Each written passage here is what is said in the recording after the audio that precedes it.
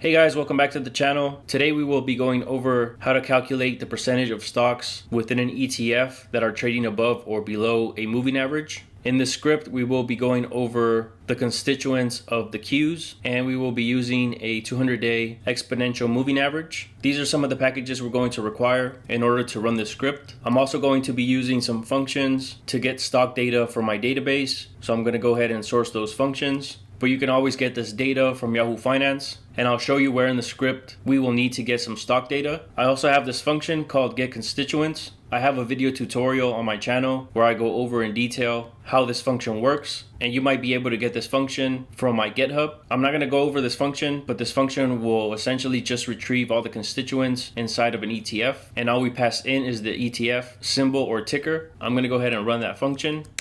I'll assign the Qs for my ETF. I'll get the constituents, and I'm going to assign all the tickers inside the ETF along with the ETF symbol. For this ETF, we have approximately 100 different tickers. The first thing we need to calculate for each of the constituents is the difference between the stock price and the moving average as a percentage. So I'm going to go ahead and pass in all my tickers into this function. And if we open this up, so we start off by requiring some data. This function is custom built, but you can always get your stock data from Yahoo Finance using line 46. After we get the data, we check whether or not we have more than 200 days in our data set for that stock. Otherwise, we won't be able to calculate the 200 EMA. So if we have at least 201 data points, I'm going to go ahead and add the EMA. If you want to use a different moving average, you would change this number. And then to calculate the percentage to the EMA, I'm dividing the price to the EMA and rounding that to 4 decimal places. I will then format the column name using the stock symbol and only returning the complete cases, since there will be a large gap of NAs since we're using the 200 days for our moving average. Otherwise, if the data set does not have at least 201 data points, we're going to make our percentage to the EMA null, and then finally just return that percentage. So I'll go ahead and minimize this and run it. I'm going to exclude any nulls and then merge all my data.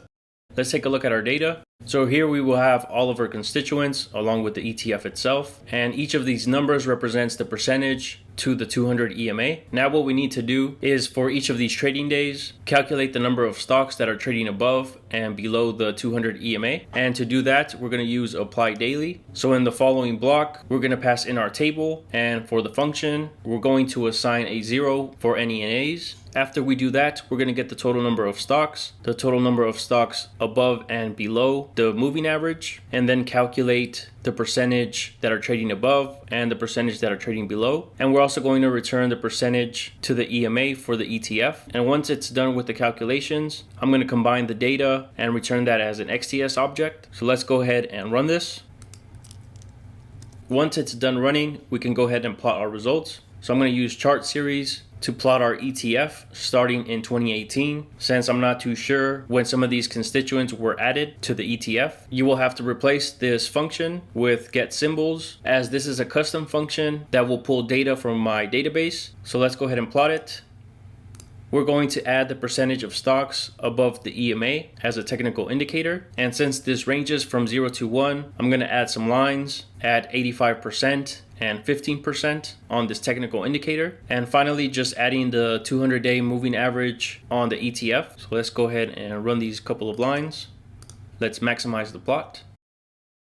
By looking at the chart, we can see that usually when the percentage of stocks that are trading above the 200-day moving average is below 15%, is generally a good buying opportunity. We're still not too sure on this recent data point. And for market tops, it's a little bit harder to interpret. But one thing I noticed was how this percentage was declining as the ETF was rising and making all-time highs, which kind of foreshadowed the ETF's decline, which in hindsight makes sense. If the total number of stocks that are trading above the 200-day moving average is declining, it will drag down the index, or ETF in this case. Well guys, this concludes the video. With the script, you can calculate these percentages for any ETF. I will go ahead and post a link down in the description area to my Patreon where you can find the script. Please subscribe to the channel if you haven't done so already. Thank you so much for watching, and I'll see you guys in the next video.